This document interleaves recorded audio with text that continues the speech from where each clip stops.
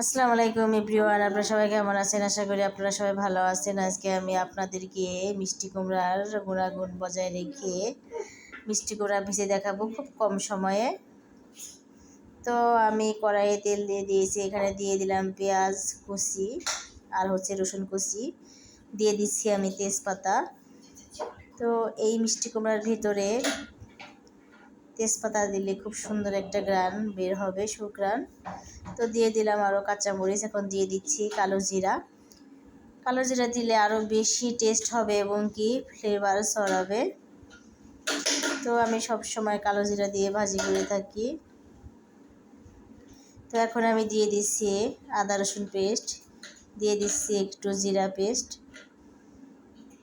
তো এখন আমি আরও দিয়ে দিচ্ছি হলুদের গুঁড়ো, দিয়ে দিচ্ছি আমি ধনিয়ার গুঁড়ো। তো এখন মশলাগুলোকে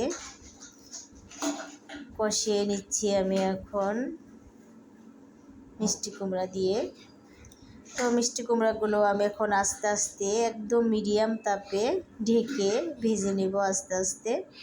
তো এখানে কোনো ধরনের পানি দেওয়া যাবে না, পানি দিলে একদম ভর্তা ভর্তা হয়ে যাবে। দিয়ে দিলাম লবণ। তো এখন আমি ঢেকে আস্তে আস্তে ভেজে নেব। তো দেখতে পাচ্ছেন আমাদের ভাজিগুলো অনেকটা সেদ্ধ হয়ে গিয়েছে। তো এইভাবে মিষ্টি কুমড়া ভাজি করলে খুবই সুস্বাদু হয় এবং কি খুব কম সময়ে হয়ে যায়। তো আপনারা বাসায় ট্রাই করতে পারেন। তো আর কিছুক্ষণ ভেজে নিলেই হয়ে যাবে আমাদের মিষ্টি কুমড়া ভাজি। তো দেখতে পাচ্ছেন আমাদের মিষ্টি কুমড়া ভাজি হয়ে গিয়েছে, কত সুন্দর ঝরঝরে হয়েছে, কালো জিরার একটা সুঘ্রাণ বের হয়েছে।